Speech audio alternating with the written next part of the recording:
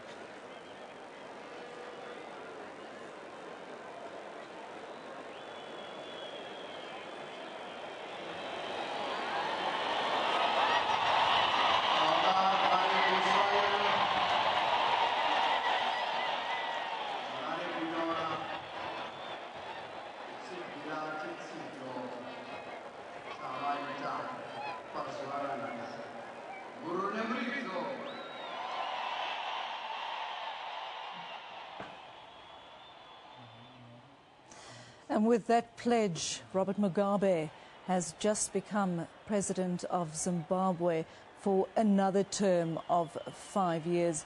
As we can see there, he's just doing the paperwork, making it all official. And as we said earlier, African heads of states, former presidents and other high-ranking dignitaries are attending this inauguration in the capital of Harare that is taking place at the National Sports Stadium. Now, this inauguration has officially ended the rocky coalition with a movement for democratic change. The opposition leader, Morgan Tsvangirai, has apparently finally decided to accept defeat. He recently lost 2 court battles to contest the results of the July 31st elections. He claimed the election process had been flawed and not free and fair, but that is all in the past, as Robert Mugabe is there officially the president of Zimbabwe for another 5 years. He has now ruled since 1980, 33 years and 5 more to come, which means he will be well into his 90s by the next elections and still going strong. Quite a remarkable man. Now just praying. It looked as if they were praying.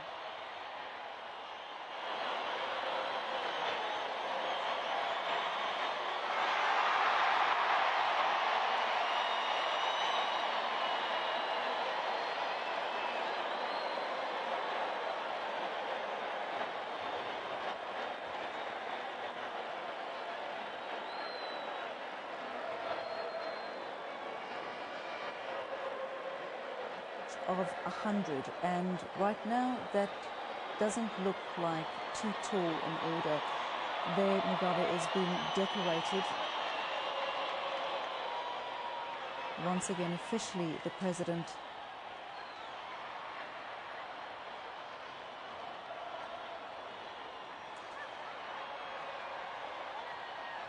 The people are celebrating.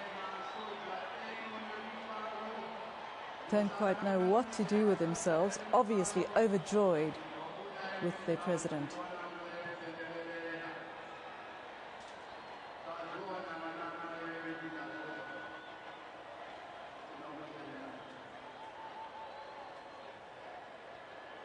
Looks as if the celebrations are about to begin.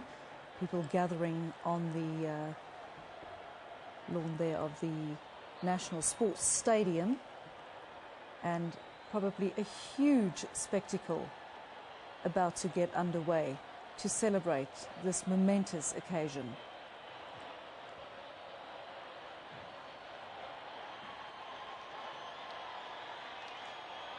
And it is quite a process. Never quite realized that so much goes into it. But it now seems to be the end of that, and now just waiting for the celebrations to start.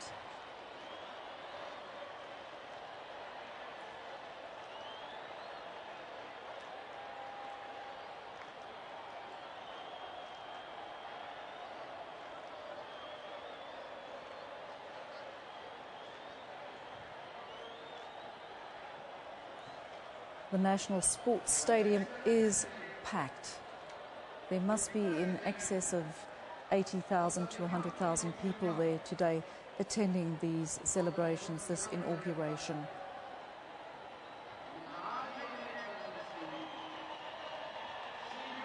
I would think he's now being presented to his countrymen who are jubilant. And I would imagine he is going to address them soon.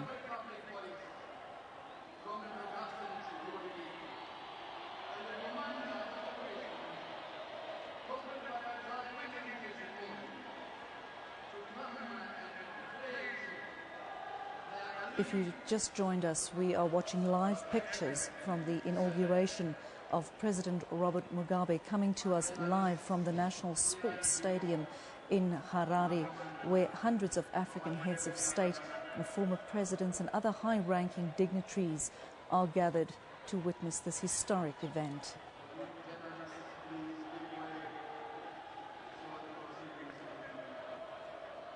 Robert Mugabe, of course, one of the leaders, international leaders who have been president for probably the longest, 33 years now, and starting another 5-year term.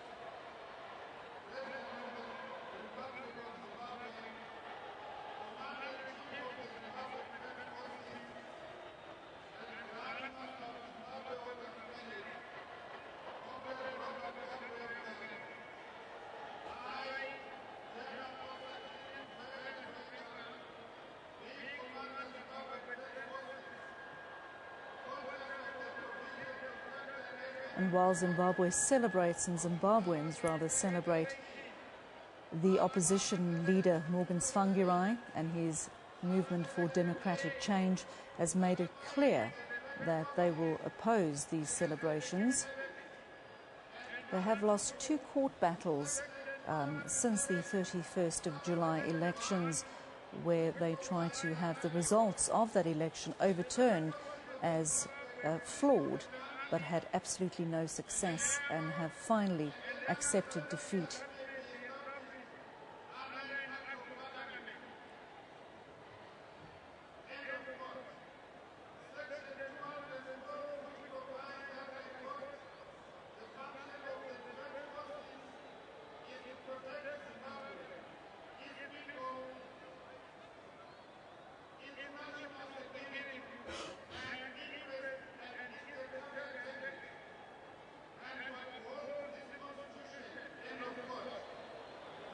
And as we know, Robert Mugabe has in fact declared this day a national public holiday.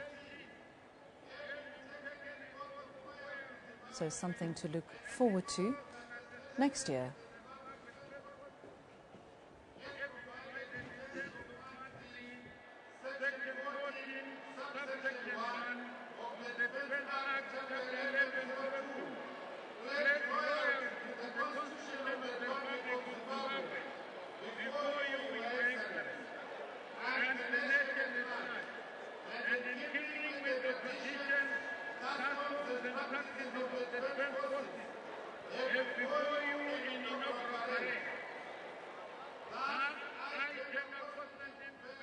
And we are breaking away from the inauguration there for just a moment. We are going to have a look at a weather forecast with Magdal Erasmus.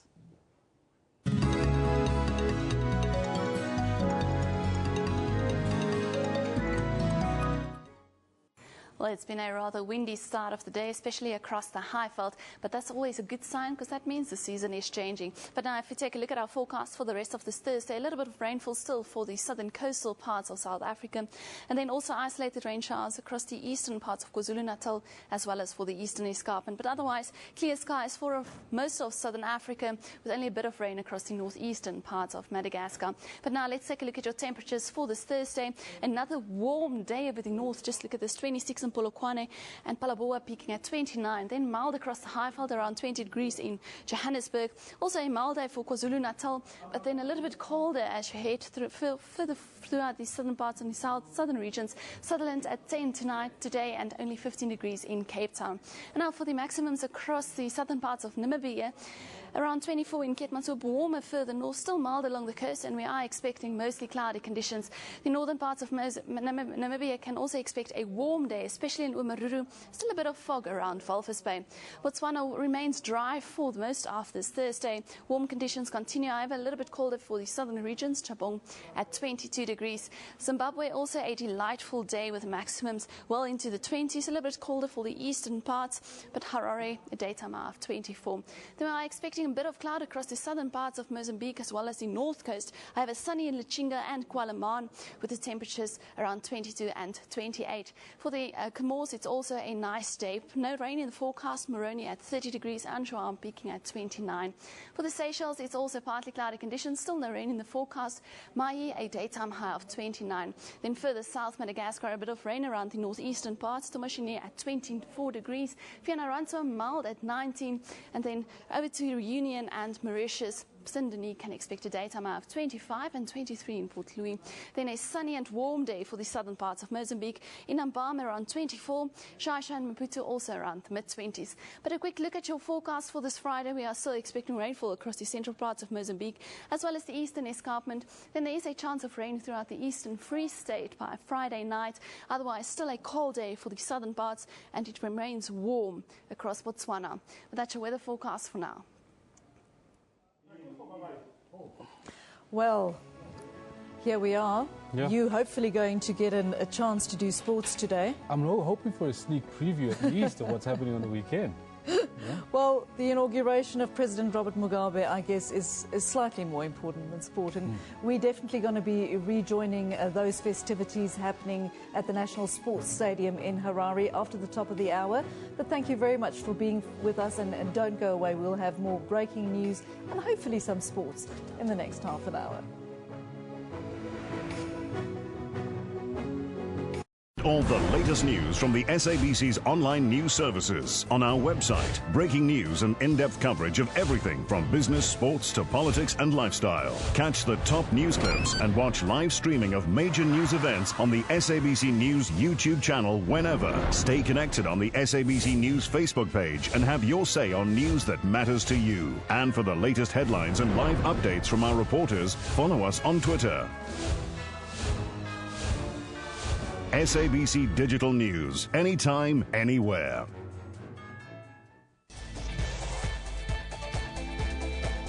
My name is Mpo Tsedu. Monday to Friday, 5:30 in the evening, that's question time. Channel 404 on DSTV. You can catch me on Channel 404 on DSTV every Saturday afternoon at 2:05 on Health Talk, where we discuss an issue that affects all of us, that is health. I'm Pakamile Makampela.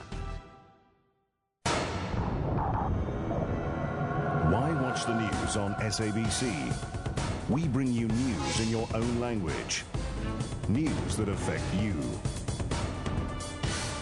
Sports. We have Catherine Drew, SABC News at the High Court in London. Shervin Brightsby's SABC News.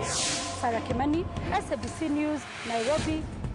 We touch and change people's lives. SABC News, Africa's news leader.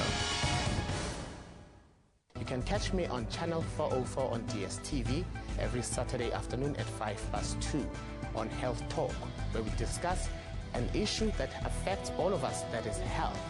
I'm Pakamile Makampela.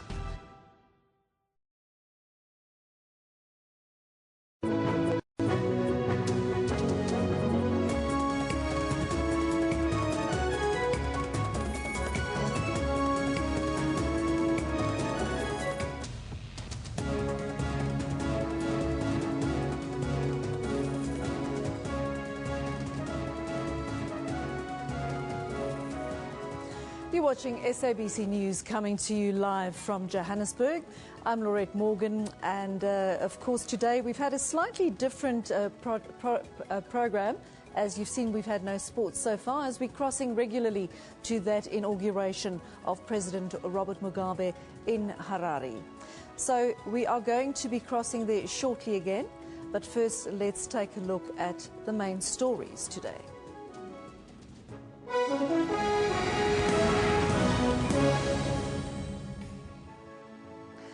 Zweli Mkhize resigns as KwaZulu-Natal Premier to work full-time as ANC Secretary-General. Consumers face a barrage of cost pressures in the coming months. And tickets for this weekend's eagerly anticipated MTN 8 semi-final first leg fixture between Kaizer Chiefs and Orlando Pirates are selling fast. KwaZulu-Natal Premier Zweli Mkhize has announced that he's stepping down as Premier of the province. The ANC's chairman in the province, Senzo Mtunu, was sworn in as acting Premier by KwaZulu-Natal Judge President Chaiman Patel in Durban. Mkhize says his tasks as Treasurer General of the African National Congress prompted the decision. He praised Mtunu as his colleagues in the KwaZulu-Natal executive and also thanked President Zuma for his support. Mkhize will be based at the ANC's headquarters in Luthuli House in Johannesburg full-time as from the 1st of September. Two Northwest MECs have collapsed one after another during an executive meeting in Mahikeng in the Northwest province. Both have been rushed to the local hospital. The MEC for Economic Development, Conservation, Environment and Tourism, Motlapula Rosho, and the MEC for Sports, Arts and Culture, Tebogo Modise, were attended by doctors after their collapse. The incident started when Rosho complained of back pain and collapsed as she was being led from the meeting to see her private doctor. Modise, who was escorting her, collapsed minutes later. Both MECs were rushed to the Mahikeng Provincial Hospital to receive medical attention. Northwest Province Premier Thandi Modise has since called for calm. Last year, Northern Cape Premier Haziel Jenkins also collapsed while delivering the State of the Province address in Kimberley. She was transported to the hospital where her condition was described as stable. She has since retired from the provincial government. The Federal Appeals Court in New York has ruled that major companies like Daimler, Ford and IBM cannot be held liable for abuses suffered under South Africa's apartheid government. The United States Circuit Court of Appeals says claims that subsidiaries of the companies sold cars and computers to the South African government had to be rejected. Victims of apartheid had filed lawsuits seeking to hold the companies responsible for race-based injustices, including rape, torture and murder of millions of people. The latest twist in the case is among many since lawsuits were filed 11 years ago. The case was consolidated in New York, U.S. District, by Judge John Spritzo, who has since died. In 2004, he threw out the lawsuit, saying he did not have jurisdiction. He said the Congress had supported and encouraged business investment in South Africa as a way to achieve greater respect for human rights and a reduction in poverty. Lengthy negotiations are underway to establish how much each country involved will pay for the first phase of the Square Kilometre Array Radio Telescope, SCAR. The phase of the giant project is expected to cost about 9 billion rand. The project is managed by the International SCAR organization, which currently comprises of 10 countries. South African project manager Bernie Farnarov told Parliament Science Portfolio Committee that the cost of the project will be covered by all members of the SKA organization. The organization is still on a mission to recruit other countries to join. SKA currently comprises of Australia, Canada, China, Germany, New Zealand, South Africa, United Kingdom, Italy and Netherlands. The telescope will have central collecting regions in both Australia and South Africa, but it will have some outstations in 8 African partner countries, which includes Botswana, Ghana, Madagascar, Zambia, Namibia and Kenya. The United States is expected to join the organization by 2020. So far, the European Union has not contributed anything in the project. The project's second and final phase is expected to be cheaper than the first one. Once fully operational, the project will be the largest science project in the world. It will be at least 50 times more powerful and 10,000 times faster than any other radio telescope. Radio astronomers will use the SKA to understand how stars and galaxies formed and how they evolved over time. The Arms Deal Commission hearings continue today. According to the evidence of the Chief of Naval Staff, Rear Admiral Rusty Higgs, South Africa's relations with its neighbours were still uncertain then. It was decided to restrict the type of equipment to be acquired. It makes me very proud to have participated in this, because this is what the people of South Africa decided through our parliament what defence should be. Higgs, with 38 years service, focused on the Defence White Paper. The document was developed and adopted during the Mandela era. At the time, Thabo Mbeki was the Deputy President and the late Joe Modise the Defence Minister. What was the thinking of South Africa during that time in relation to military force and civil military relations? The focus of the discussion in the department was guns or butter, decision support for determining the size and shape of the South African National Defence Force. He told the Commission that in a post-democratic South Africa, there was a need to rejuvenate the force. That could only be done through the acquisition of new submarines, frigates and corvettes. And that was the central question. The country was in a state of democratic euphoria. and was not at war with its neighbors, apart from a brief skirmish in Lesotho. Njanji Chauke, SABC News, Pretoria. ANC Secretary-General Gwede Mantashe says a divided COSATU is weakening the federation and impacting on its ability to influence ANC policies. Mantashe was addressing Pop Crew's political school. He says 2014 is an election year and the ANC needs a united COSATU, the main bloc of its alliance. Mantashe says ignoring COSATU's founding principles have split the federation. I was criticizing about Stum,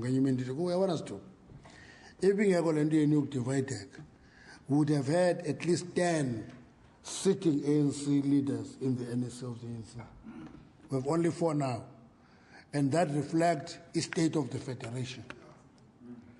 Former SABC board member Lumko Mtimde took a stab at returning to the board yesterday.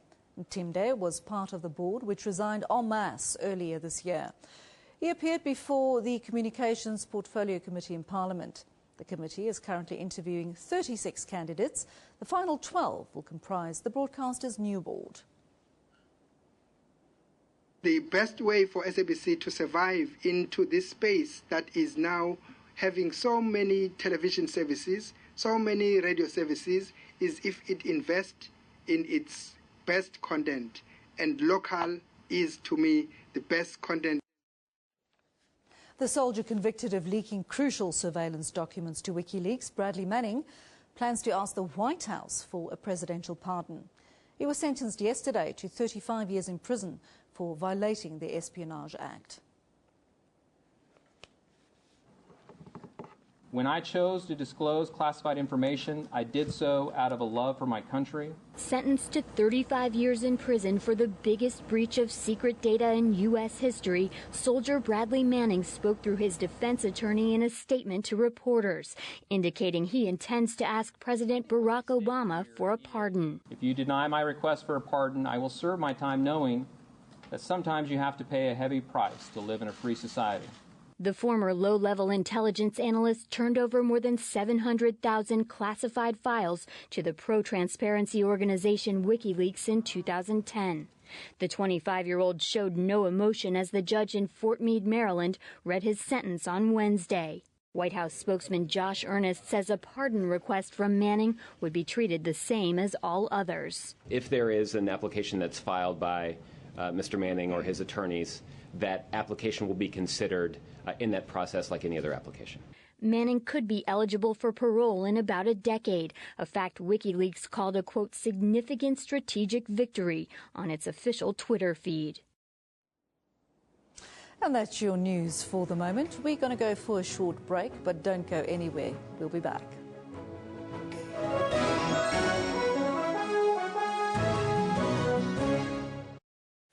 With so many bad incidents happening around us, we continue sourcing, unpacking and televising nation-building and compassionate stories.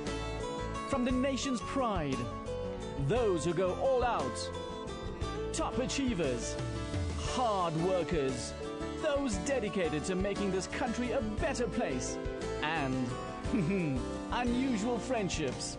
Catch all these and more on SABC News. As the biggest, the most extensive, diverse news organization and the best content provider of choice in Africa, we aim to offer the nation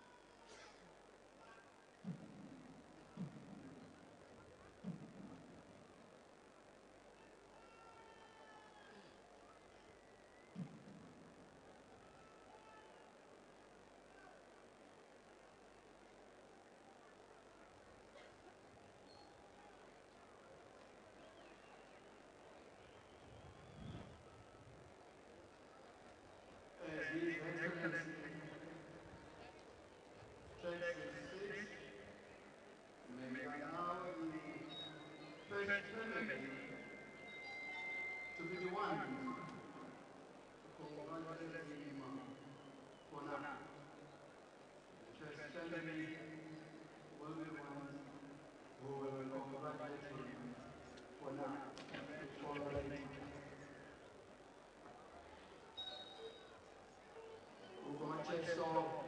Extra paso.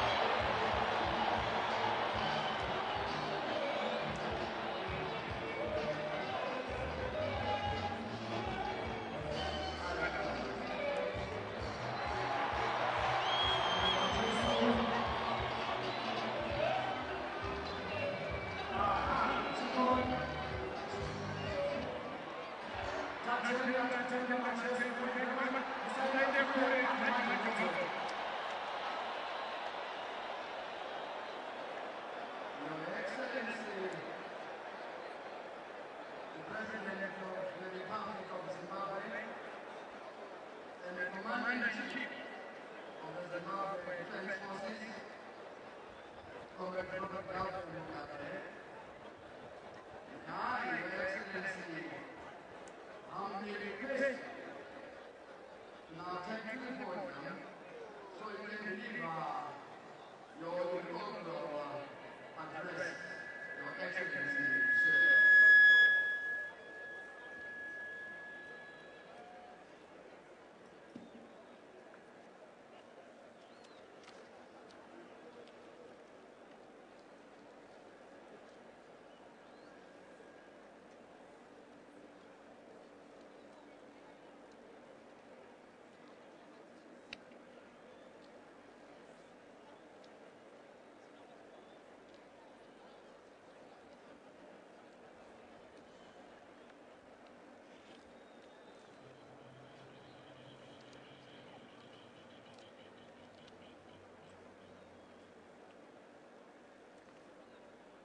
Vice President Comrade Joyce Mjuru,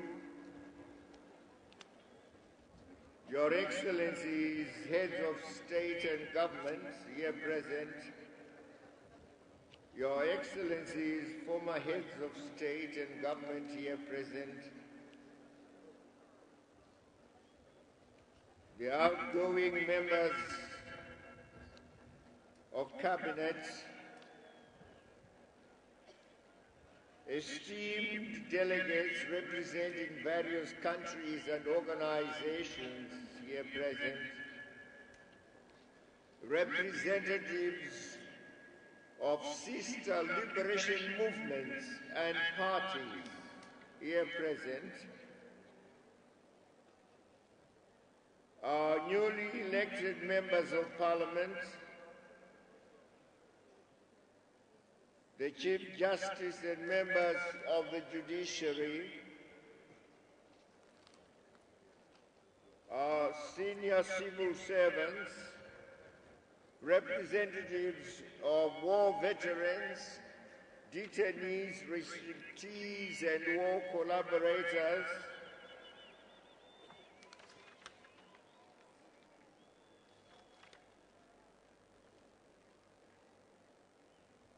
representatives of the business community, our service chiefs, representatives of our farming community, members of the diplomatic corps, representatives of civil society, student activists, invited guests, comrades and friends.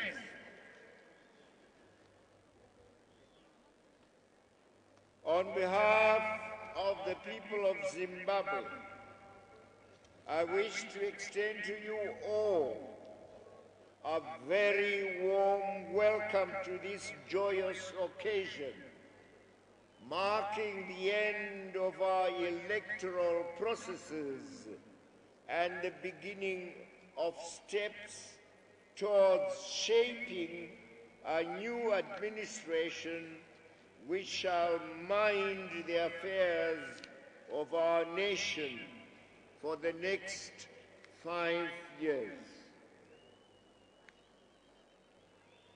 In welcoming you, I am aware of the inconveniences you suffered from what really was a short notice to this event. Our invitations reached you very late, forcing you to set aside equally pressing commitments,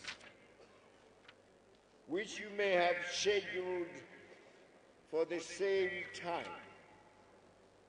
We apologize most profusely for this inconvenience created by certain constitutional requirements that, on our part, perforce precede the inauguration of the President-elect. We had to allow for petitions as required by our supreme law. Yet it is this positive response to this short notice on your part which attests to the deep affinities between you and ourselves.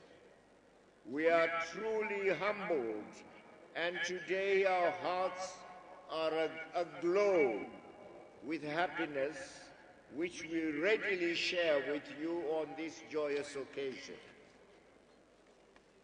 Excellencies, ladies and gentlemen, comrades and friends, the just ended harmonized polls, whose high point we now gather to celebrate, do mark and usher in a new constitutional dispensation for our country.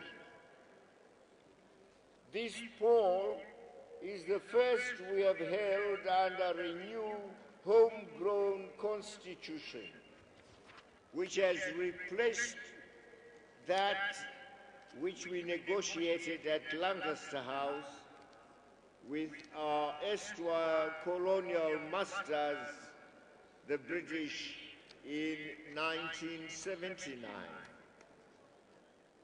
While the Lancaster House Constitution has served us well as we moved from war to peace, from a settler colonial administration to black African self-rule, the passage of time and the sheer weight of emerging issues progressively made the document rather too old. We thus had to work on a new constitution. Consequently, we sat together as a united people and produced a draft document that was subsequently endorsed by the majority of our people through a well-subscribed referendum, which we held early this year. True, today's event marks the inauguration of the President, but it is also a celebration of our new charter, which shall guide our society for the foreseeable future. A key feature of this new constitution is its blending of first past the post-electoral approach and proportional representation. Elections for presidency, elections for the lower house of Parliament, or the House of Assembly as we call it, and elections for local government are all managed under the first past the post principle, while membership to the upper house or the Senate is drawn up on the basis of proportional representation, based on votes garnered by each vying party, while recognizing the constitutional need for gender parity. Excellencies, ladies and gentlemen, comrades and friends, I have no doubt that the days of our elections were quite engrossing, if not nail-biting to some of you. The undue politicization and publicity of our polling processes, the ominous auguries that stalked those harmonized polls, could have made you fear for us, indeed may have triggered deep anxieties regarding our prospects here. Routinely, we were imaged as a society at war, a society riven by conflict. After all, the preceding elections of 2008 had been disputed on allegations of violence, itself a fertile backdrop to these rumors of war. Since that disputed poll, Zimbabwe had hung on an easy peace. Indeed, they had tenuously held together on a fraught coalition, an inclusive government of three uneasy partners. Genuine friends feared that the 5 uneasy years during which the coalition had survived barely would soon see Zimbabwe get back to this violent patch which had slurred its electoral honor in 2008. Our enemies and detractors sought to goad us towards such a self-destructive path, but we resisted it. Happily, this negative augury, this hellfire vision of Zimbabwe and its electoral prospects now stands confounded by the durable peace that reigns over this land. We have had peaceful elections.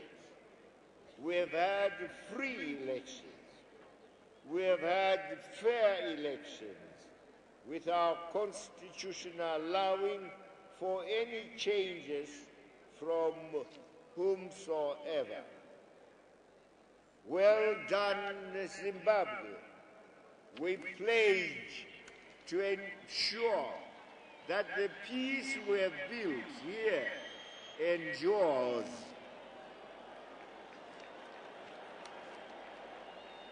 Tinotenda siyabonga.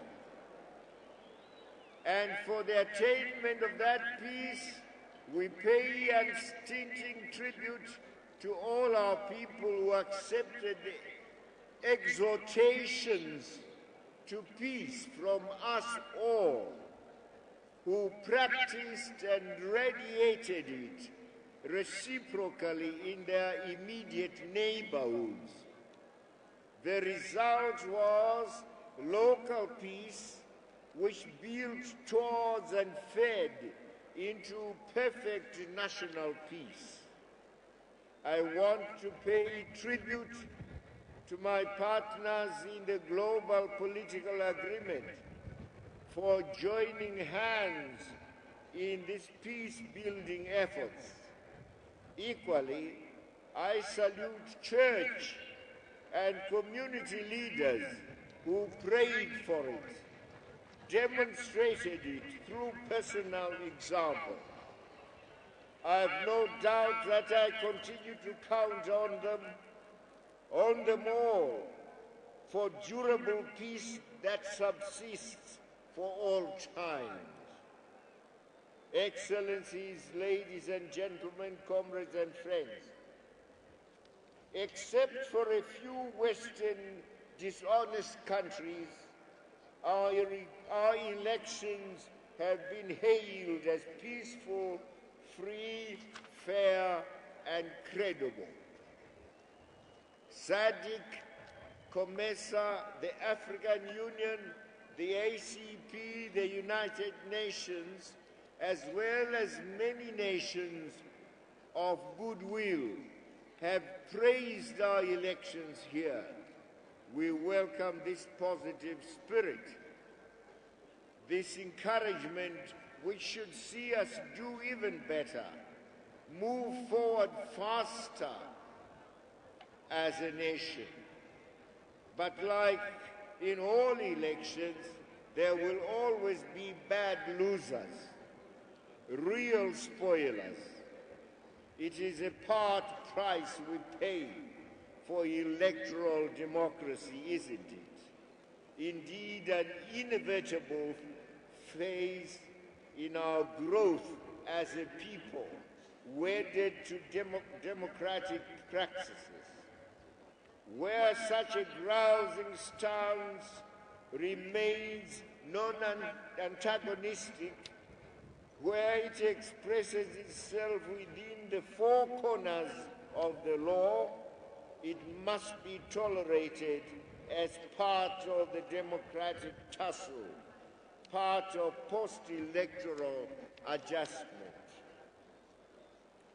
As for those old Western countries who happen to hold a different, negative view of our electoral process and outcome, well, there is not much we can do about them. We dismiss them as the vile ones whose moral turpitude we must mourn. They are entitled to their views for as long as they recognize that the majority of our people endorsed the electoral outcome. Indeed, for as long as they recognize that no Zimbabwean law was offended against. And for us, that is all that matters. After all, Zimbabwean elections are meant for Zimbabwe's voting citizens. After all,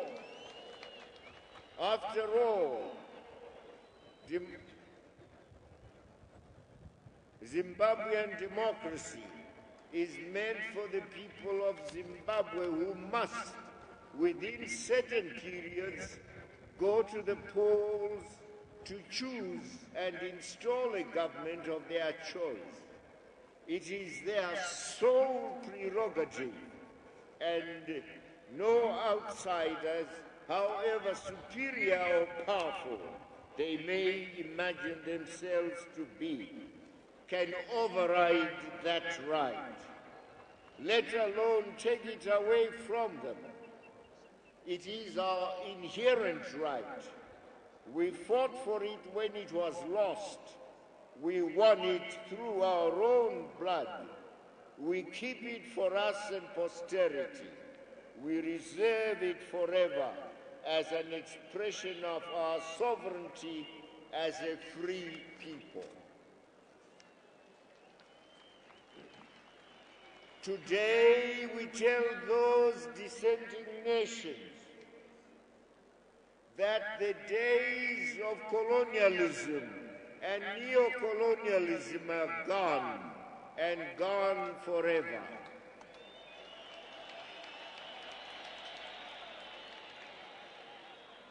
The era of white colonial whispers behind the African throne passed on and got buried together with Lord Lugard, the author of this anti-African neo-colonial notion. Having struggled for our independence, our fate has irrevocably orbited out of colonial relations. Indeed, can no longer subsist in courtesying and bowing to any foreign government, however powerful it feigns itself to be, and whatever filthy lucre it flaunts. We cannot be bought. We belong to Africa. We follow African values here. We follow our conscience. We abide by the judgment of Africa, as indeed we did in 2008, when Africa advised us to set aside results of the disputed election. We did so because Africa had been with us. Africa, as our brothers and sisters, had fought alongside us and helped us to achieve our independence, our freedom, and sovereignty, and we shall thank them forever. Today it is Britain and her dominions of Australia and Canada who dare tell us that our elections were not fair and credible.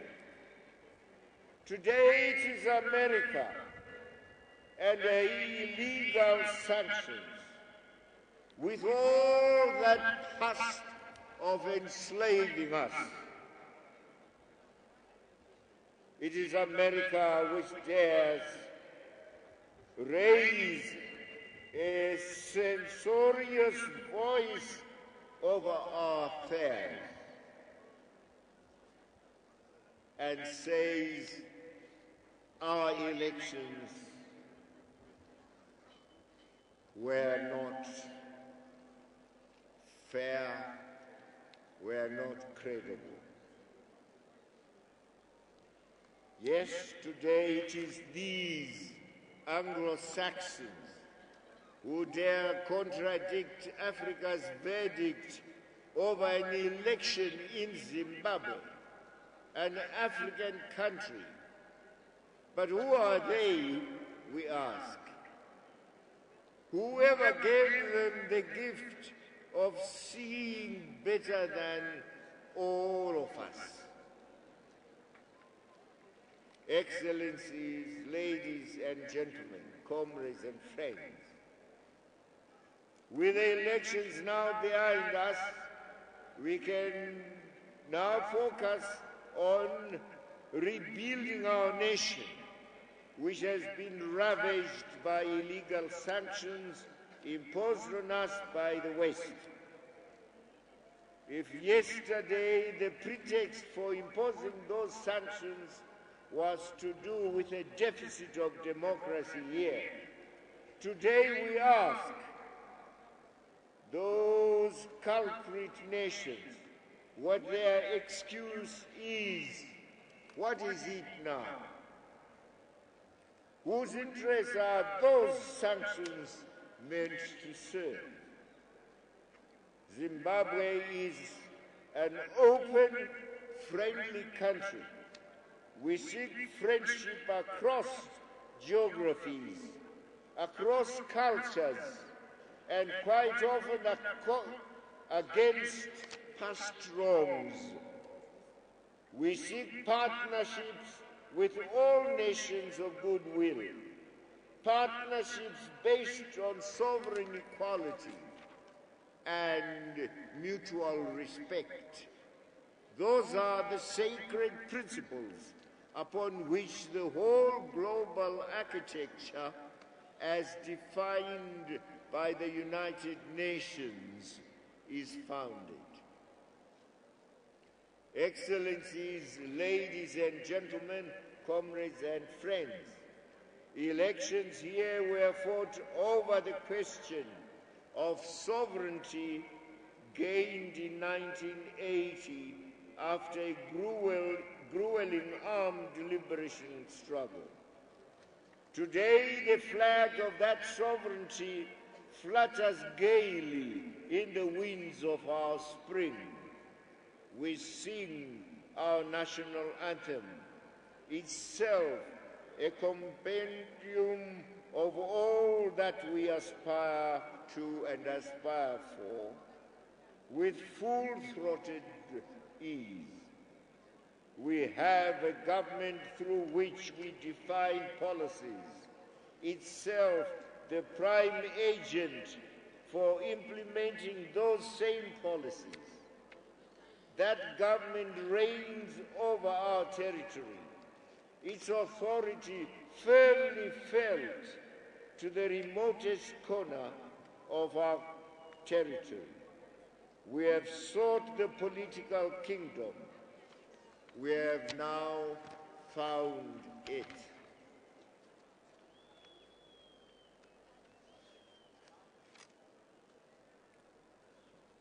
Ladies and gentlemen, comrades and friends,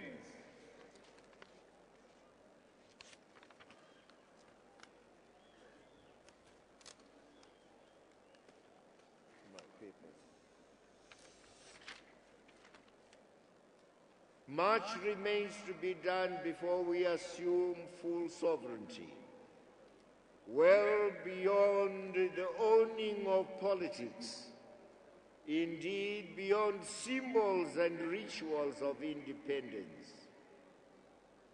Our resources have not yet fully come our way.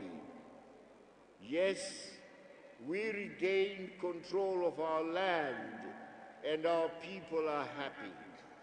Today they revel in the ownership of that land which has now come to them.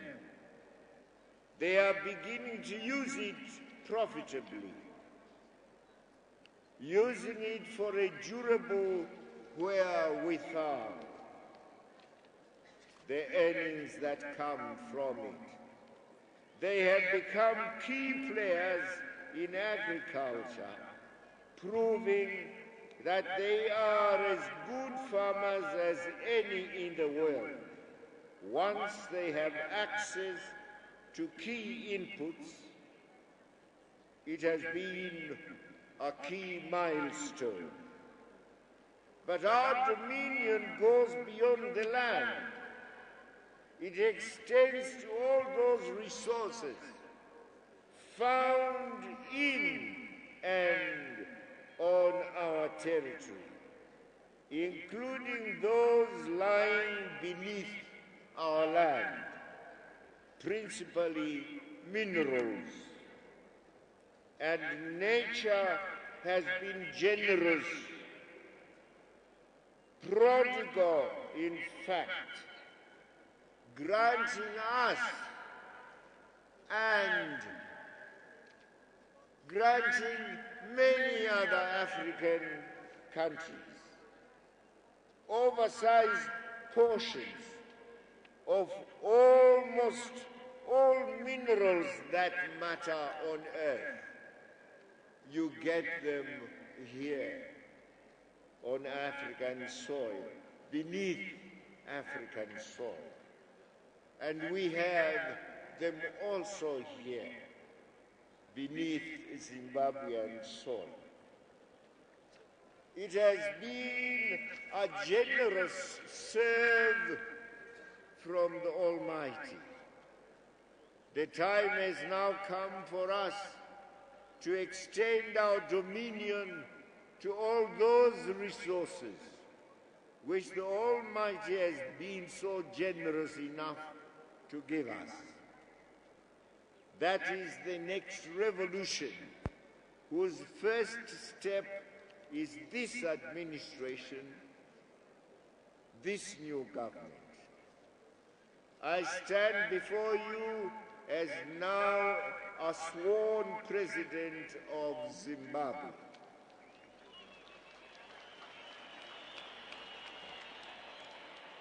My mandate comes from the just ended election,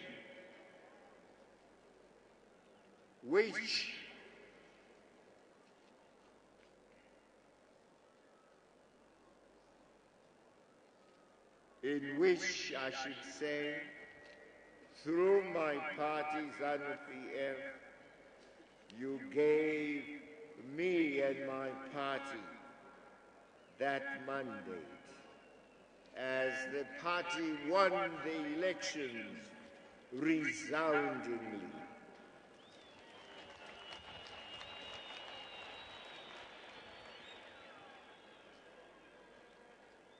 But there are key truths that come with that victory, which come with that honor. The peasant who cast his vote on July 31 created my victory and thus made a portion of my presidency. I am at his service.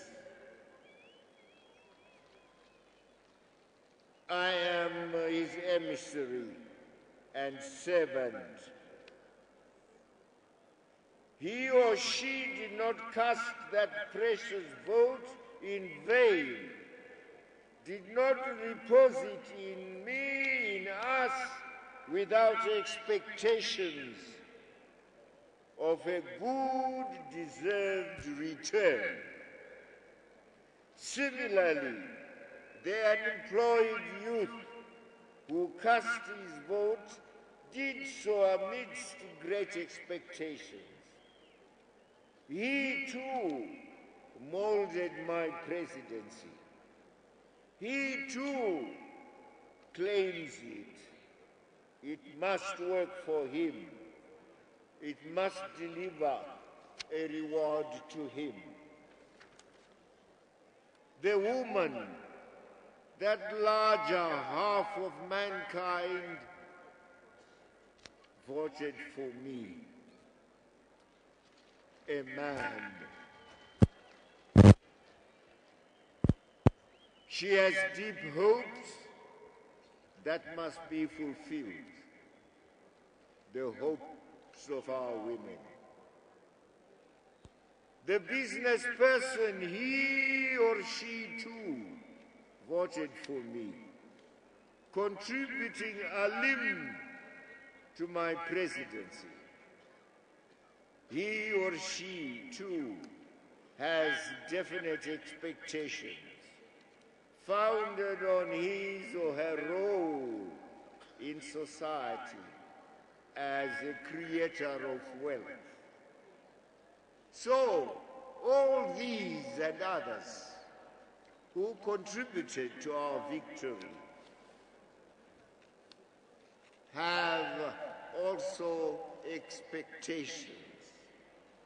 What shall we, now in government,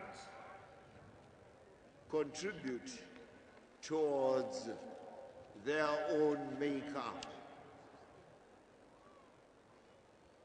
The farmer, small, medium, big, voted for my party, thereby assigning my presidency.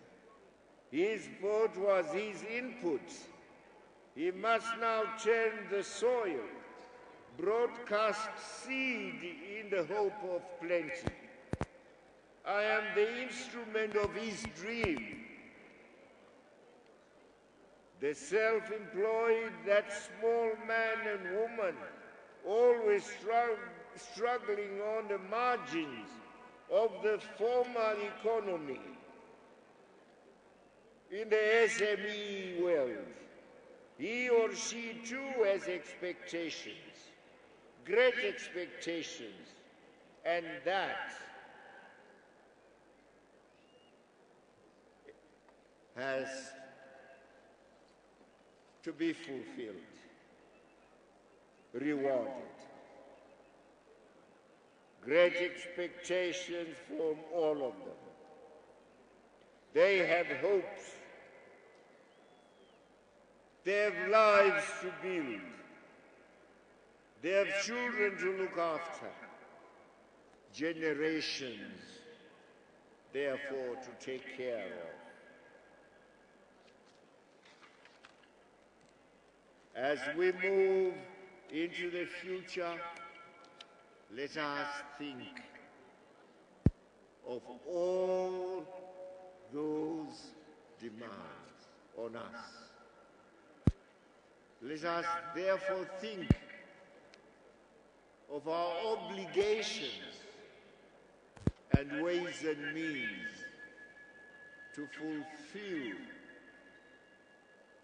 those expectations, to satisfy them. Almighty God may favor us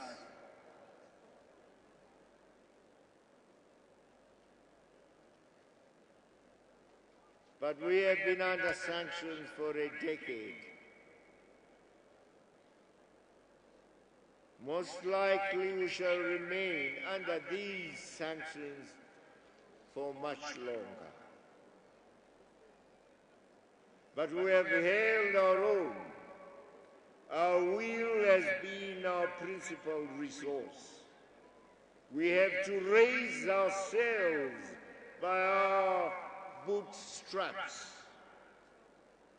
Let me share with you my vision for the future. Lay out for you the work that must be done.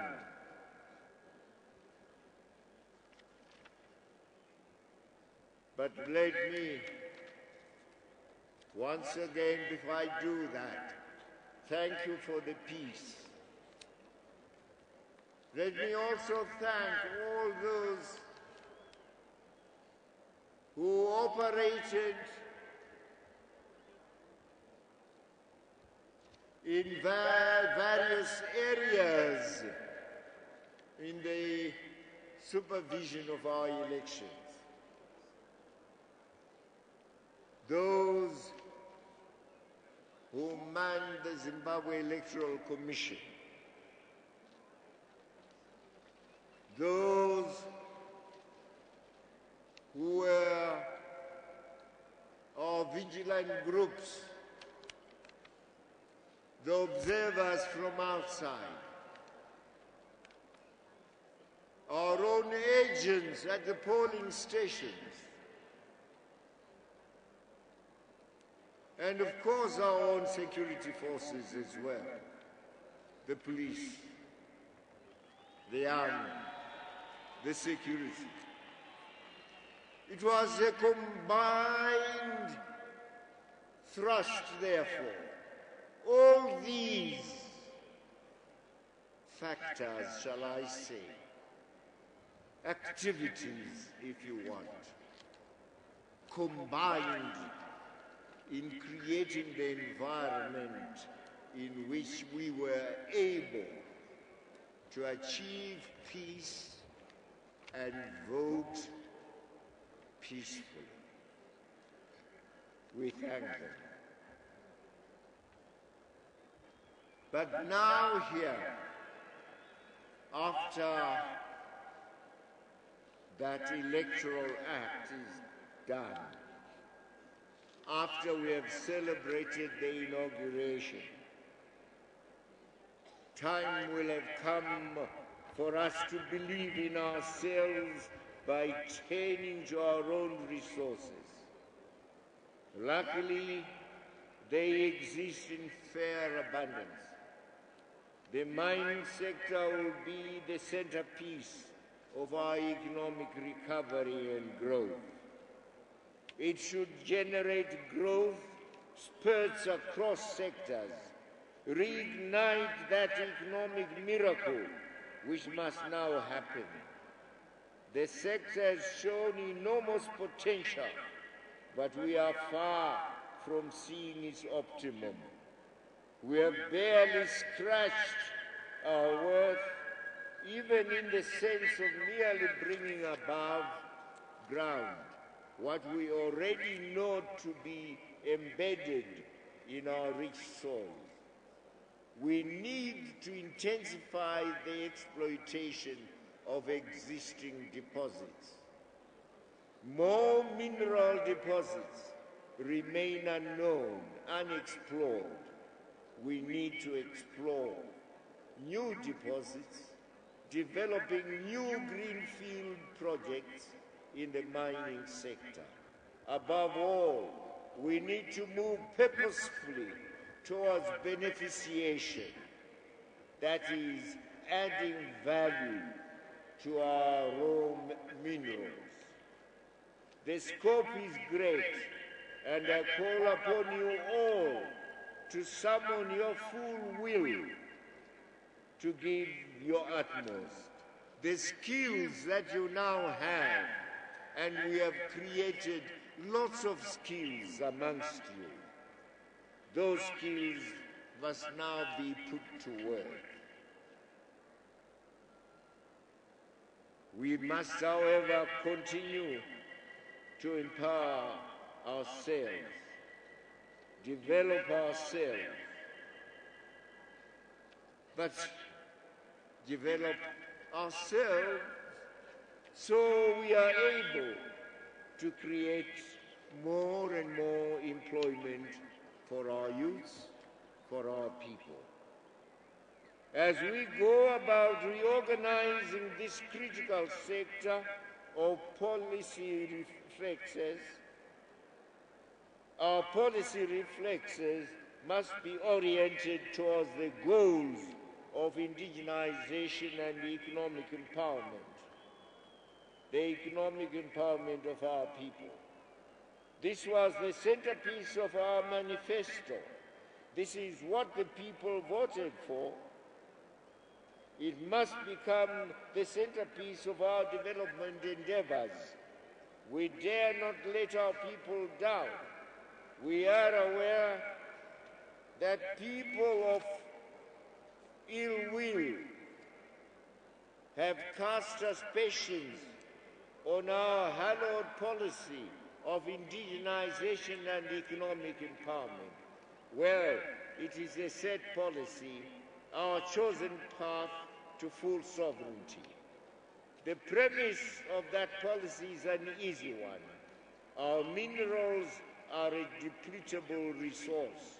We cannot grow them again once they have been exploited.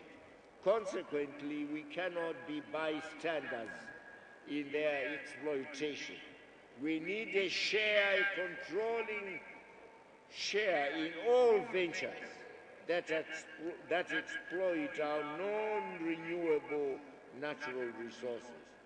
Where we can, we will go it alone. Where we cannot do so, we will seek partners on a 51-49% shareholding principle. Genuine partners should find this acceptable. We reject totally as skewed the economic principle which puts capital, technology or expertise before natural resources I have described, of the nature I have described. It is a principle of imperialism, the source of unequal agreements, which have been the bane of our exploited Africa. That is our reckoning here, and we stand by it. Unequal agreements are unacceptable. They wreak colonial and neo-colonial relations. But where an investor brings in his or her capital, technology, expertise, as well as raw materials, we will not insist on that principle. The 5 years of inclusive government have seen a slowdown in agriculture. Our farmers, big and small, have gone without the support of government. They have not been assisted in accessing inputs and capital from banks, except for tobacco, which has been funded by the private sector. Food agriculture, which tended to lean on government support, declined.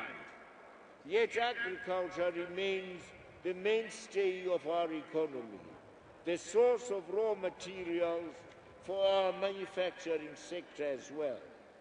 We must become a food-secure nation, and that means sensible agricultural policies that recognize support to the farmer by way of inputs.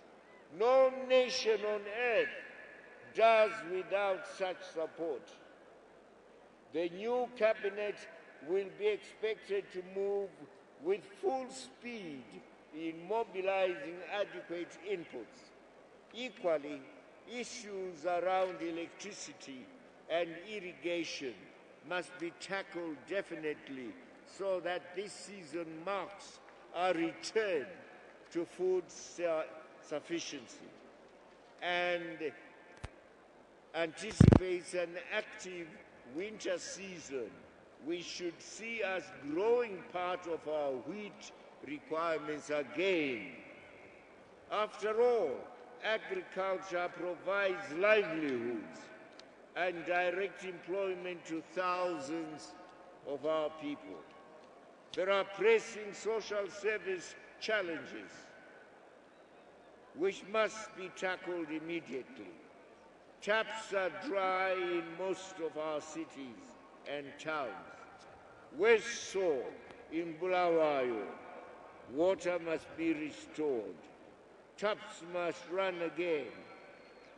The search for durable solutions to water supply for our towns and cities must begin almost immediately with the announcement of a new cabinet.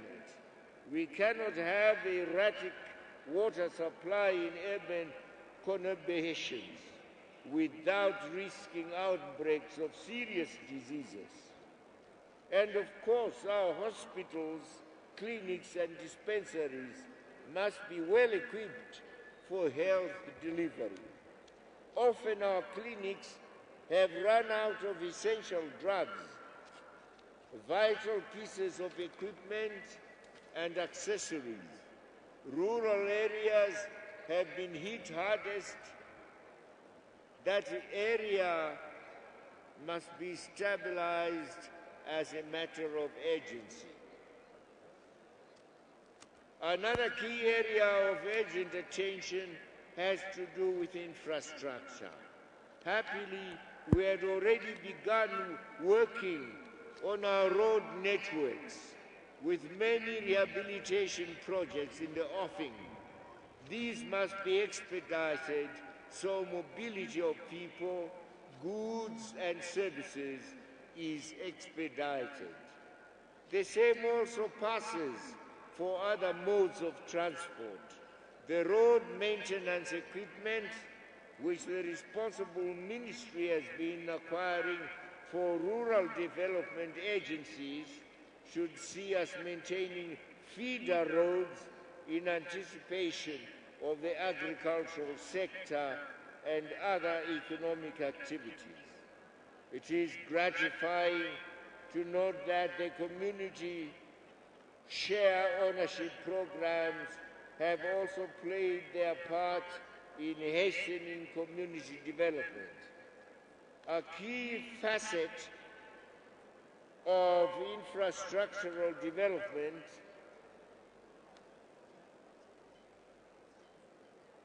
also played their part. I'll read that again. A key facet of infrastructural development shall relate to water provisioning and sanitation, especially in rural areas. Equally, the supply of electricity must be stabilized, both for the sake of our domestic users and for the sake of agriculture, industry, and commerce. We have key power projects which are about to take off and which, if completed, should augment internal power generation. All these are key enablers which must now kick off. There are many financing models which the new government will explore, including public-private partnerships on the strength of which some projects have moved. When all is said and done, our financial system or policy will need to be examined, including the banking institutions and their supporting role to industry, partly as a result of sanctions and partly because of regional manufacturing and trade dynamics. Zimbabwe has declined as a regional manufacturing center. We are fast turning into one huge warehouse, a dumping ground for all manner of imports from other countries. Our cities and towns are dying. Bulawayo, for a long time the industrial capital of Zimbabwe, has now become a sorry industrial scrapyard. and this has been an indicative trend for all manufacturing centers in the country. We have become a net importer of finished goods, while also being a net exporter of raw materials. Even our cotton industry, for a very long time an area of comparative advantage, it has collapsed. With it, many small growers have also collapsed.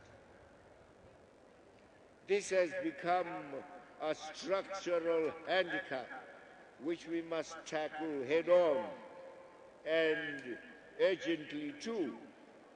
Plans to resuscitate our ailing industries never took off, largely because of internal contradictions during the era of the inclusive government. That era is gone, and those contradictions will not be with us anymore. And we therefore must now move purposefully, internationally and diplomatically. We remain friendly and well-disposed towards all other nations. We seek friendships, not war or hostility. We seek partnerships. We seek to diversify our relations, to encompass new emerging regions of the world. Principally, we continue to look east, hoping all those countries which are held back on fears of our unsettled situation here can now move forward to partner with us on clear parameters laid out in our policies. We seek peace, we work for peace, and exhort the rest of the world to do likewise. We do not brook any form of interference in the internal affairs of other nations. A strong sense of right must always temper might. As our own case demonstrated, often it is local solutions which work best in curing problems that may arise within and between nations. The current Western policy of sponsoring conflict in the Middle East must be condemned, as the desperate situation in Syria, Egypt and other countries has shown. Such a policy brings enormous grief to affected nations. We watch helplessly as small nations get wrecked by high-handed powers. We hold deep fears for Egypt, that great African country. We hope that peace can return to it soon and hold for all time. In concluding, I want to thank countries of Africa, both singly and organized as sub-regions. In particular, I thank SADC and the African Union for standing with us during our difficulties. I thank the sister Republic of South Africa, thank its leadership which in succession played the difficult role of facilitating political dialogue and settlement in our country. It was a trying task, but the two men burdened with that role, firstly, former President Thabo Mbeki, who is here with us, and later President Jacob Zuma, bore it all with amazing patience and perseverance. I'm sure today is a happy day for both of them. I'm sure today is a happy day for all members of SADC, of COMESA, of the African Union. Africa, when they look at us today, can walk tall in the full knowledge that they, the people of Africa, have signed off a rare but glorious chapter on African solutions to African problems. And here, Africa has lived up to its undertaking to provide African solutions to African problems, which means foreigners, please keep out of our problems. We will solve those problems ourselves. So, today, as we celebrate this inauguration, we are celebrating also the role that Africa has played in shaping our destiny, beginning with our struggle.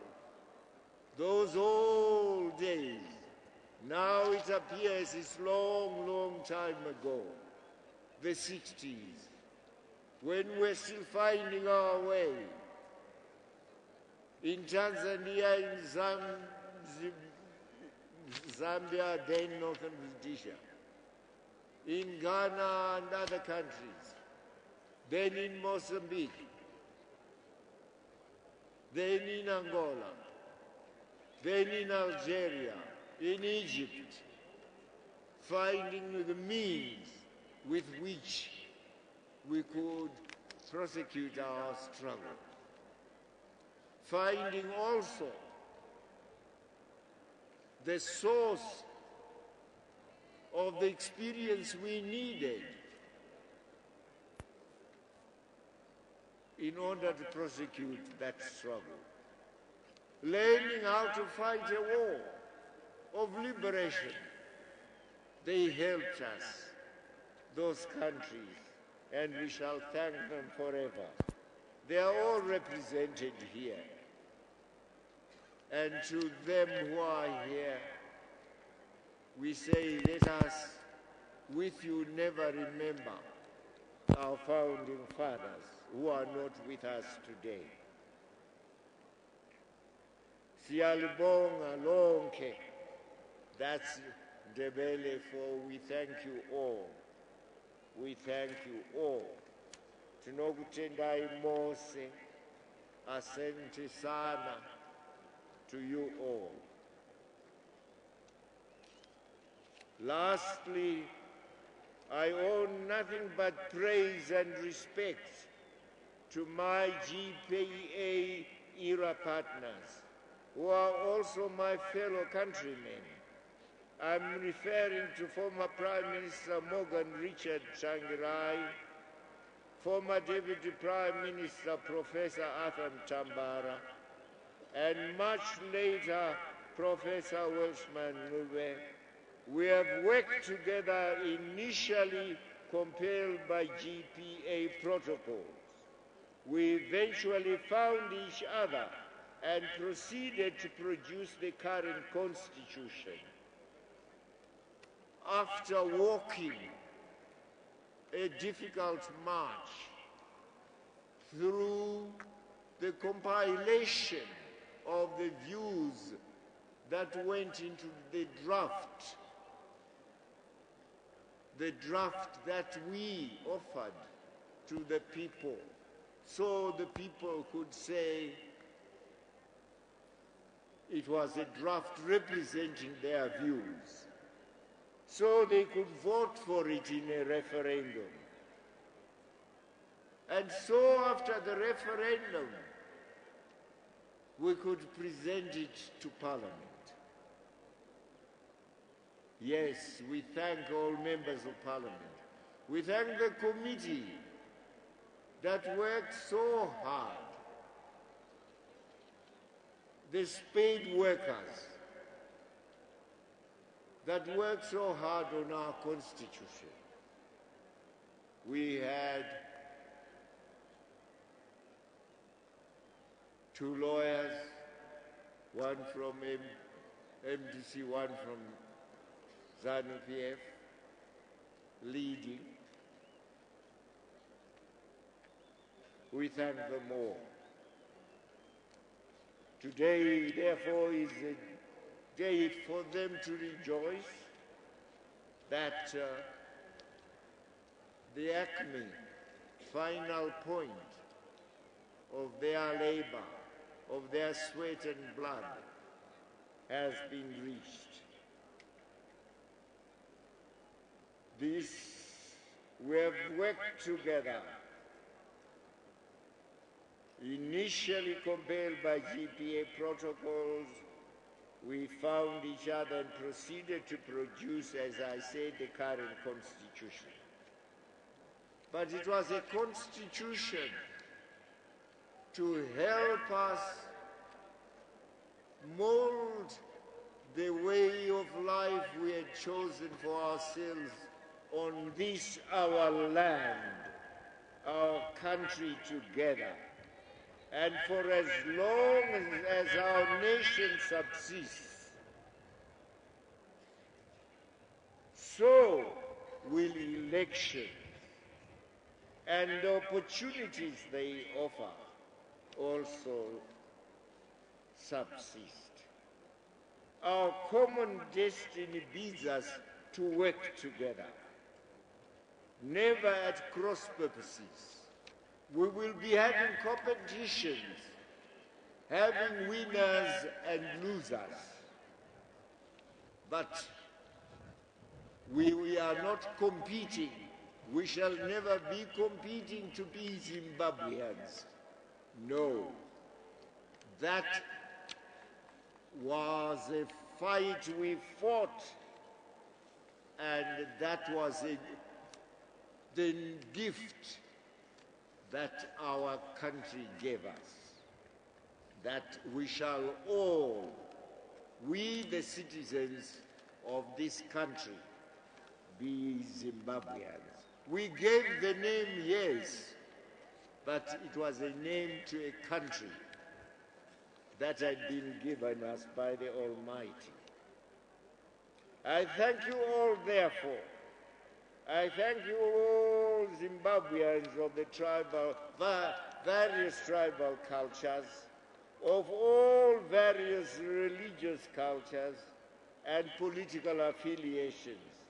Thank you, traditional chiefs. Some of you are here. Tinokutendai, siyalibonga sibili. Thank you all civil servants for all the sweat. I promised you better conditions.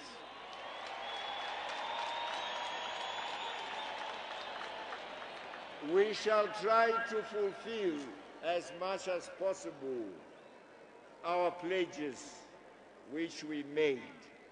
We don't make promises in vain. All students who debated, who disputed, who held conversations about our policies, you are all Zimbabweans. And those who come from outside are all our friends.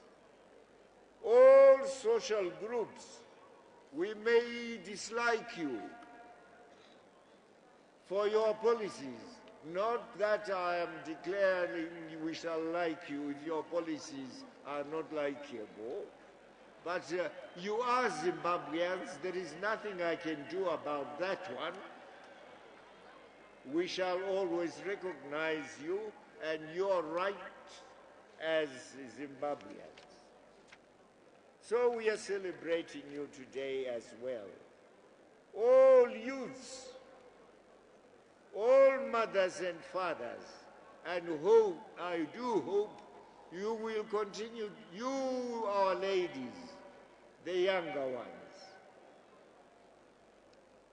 you, our young male ones, we hope you will continue to look forward to being mothers and fathers tomorrow. We hope you damn as much as we damn the doctrine, belief that man and man can marry, woman and woman can marry. That destroys nations, apart from it being a filthy, filthy disease. It's punished in according to the Bible. Sodom and Gomorrah, those two names, two words, we derive them from the Bible as the Lord Almighty punished the two cities that were guilty of offending against nature. Let's not offend against nature. Let's forever look forward to being either fathers, if that is our sex, or mothers, if that is our sex. So I say once again, thank you to you, Tinotenda, Nyaribonga, Asante Sana, Tatenda. Enjoy yourself.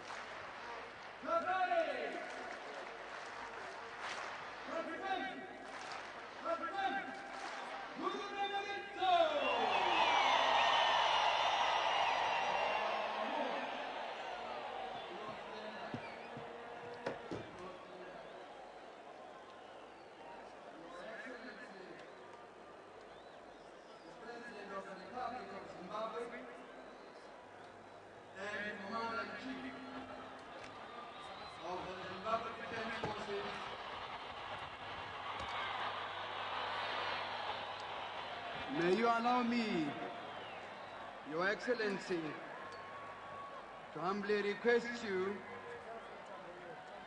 to bear with us as I now invite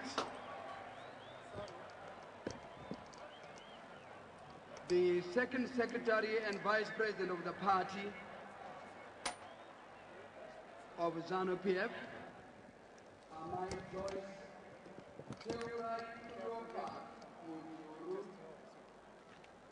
to deliver a congratulatory message and indeed a vote of thanks.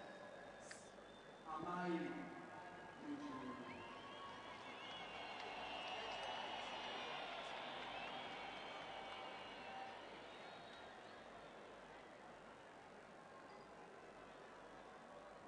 Your Excellency, the President of the Republic of Zimbabwe, Comrade Robert Gabriel Mugabe, the First Lady of the Republic of Zimbabwe, Amai Mugabe, and family, Your Excellencies, invited heads of state and government, Honorable Prime Minister of the Kingdom of Swaziland, Honorable Barnabas Dlamini, Honorable Vice Presidents, Your Excellencies, former heads of state here present, Chief Justice,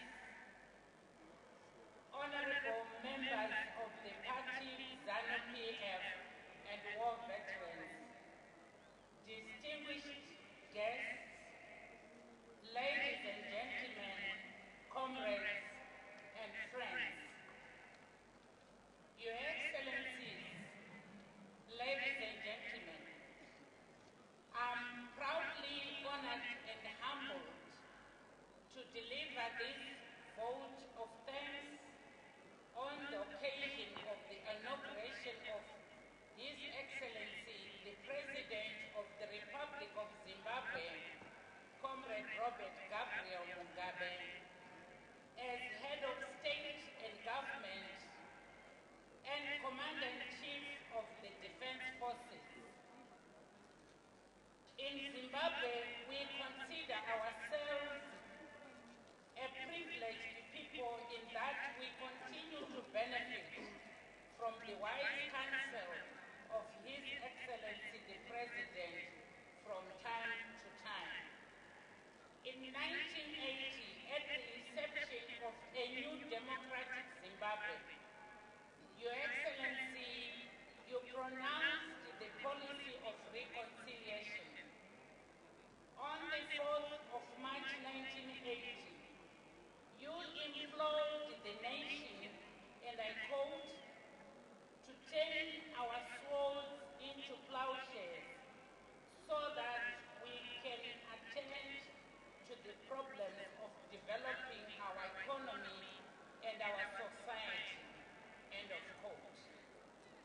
It was this vision insight that ensured a smooth transition from an undemocratic and dehumanizing Rhodesian political dispensation to the current peaceful and democratic one that we are proud of today.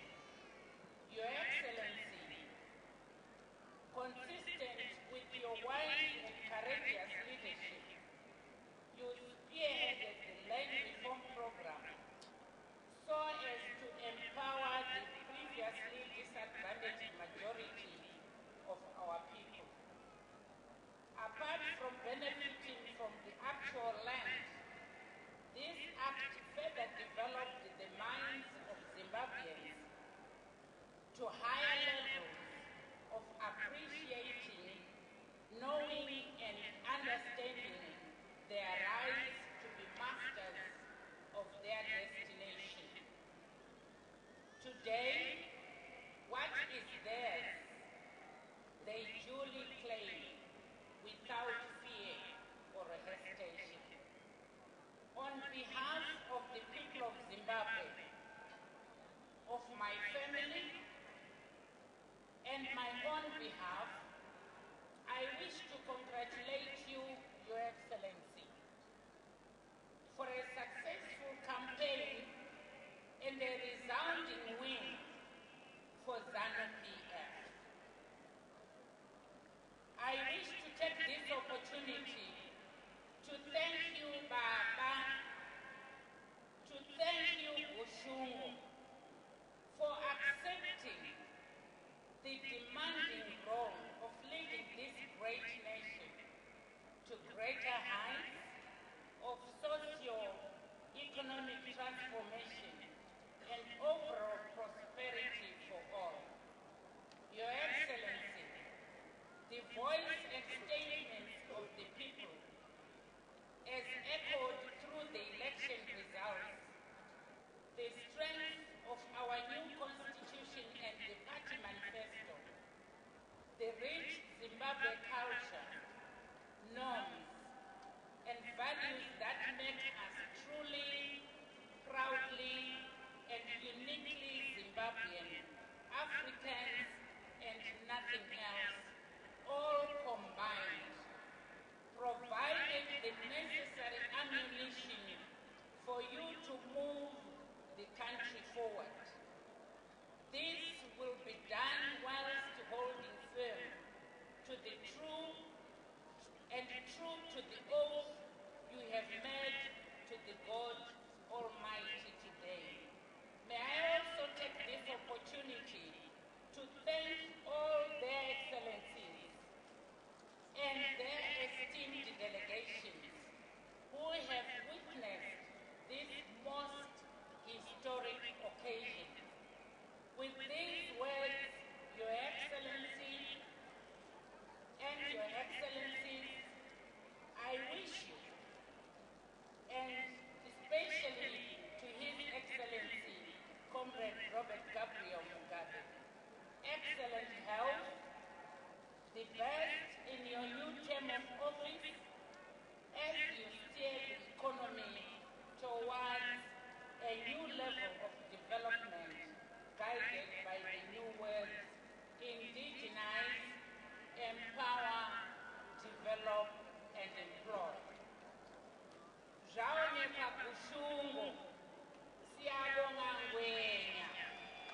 Long live Your Excellency. Long live Zimbabwe. God bless Zimbabwe. Ndatenda, siyabonga.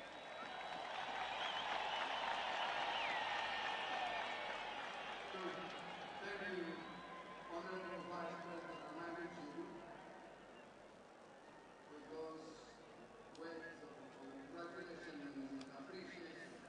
And may we invite you, Comrade Vice President Mutulu, to proceed to handshake with the Excellency and the President so that we can open the way for the national chairman of the party, Baba K. Moyo, to proceed likewise to go and shake His Excellency the President on his inauguration of our SK Moy. May he then be followed by Chief Justice and immediately thereafter, Judge President situation, if he may proceed with all the judges behind him and also the chairman of the Electoral Commission to go and shake the hand of His Excellency the President.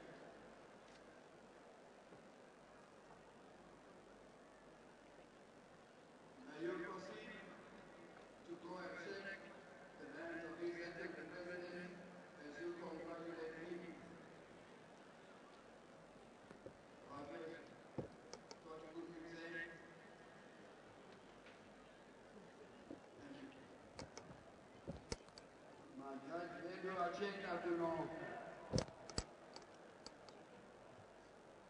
Korokotedza His Excellency the President vakatsigirana na chairperson of the Zimbabwe Electoral Commission, Justice Rita Makarau.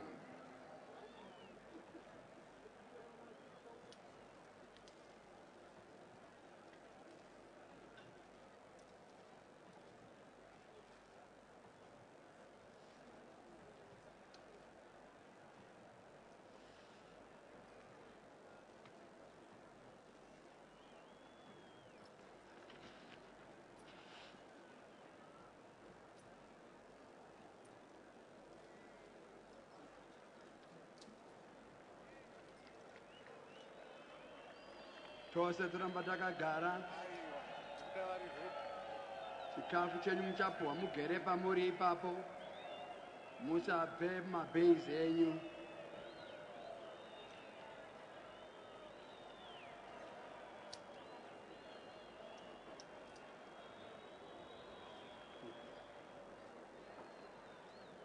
ngomehluli laba abedale le High Court le Supreme Court abe Supreme Court bekhokhelwa ngubaba uJustice Jikausiku, ukanti ke abe High Court bekhokhelwa ke ngubaba uJustice Chiweshe. Yiwo amehluli abasiphathisa kumadale ngoba ke bathi ke ilizwe libuthwa ke ngokuqonda kwemthethandaba. Yiwo abaphethe imthethandaba abasanda kutshela ubaba May I now invite His Excellency Theodore Obiang Nguema Sissoco, the President of the Republic of Equatorial Guinea, to congratulate His Excellency. He will then be followed by His Excellency Joseph Kabila Kabange, the President of the Democratic Republic of the Congo, who will then be followed by His Excellency Armando Emilio Guebuza, the President of the Republic of Mozambique. Thereafter, we have His Excellency Hifikepunye Pohamba, the President of the Republic of Namibia. Thereafter, we have His Excellency Jakaya Mrisho Kikwete, the President of the United Republic of Tanzania.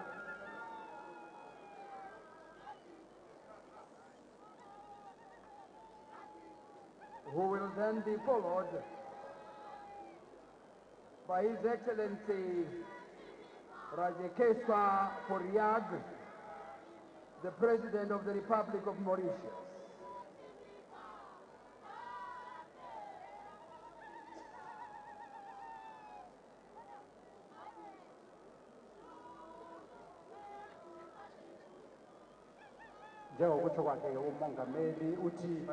We then have, following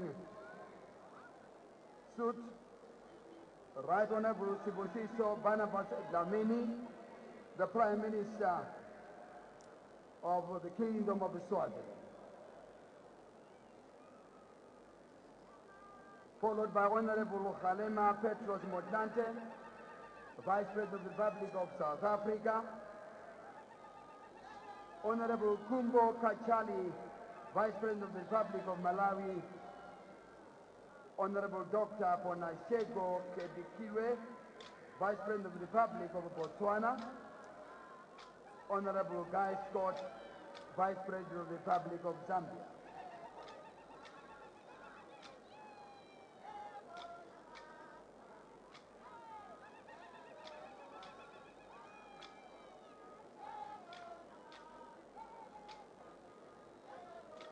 And then we move on to the former heads of state, former presidents. We begin with His Excellency Kenneth Kaunda from the Republic of Zambia, followed by His Excellency Ketumile Masire, former President of the Republic of Botswana, followed by His Excellency Ali Hassan Mwinyi, former President of the United Republic of Tanzania.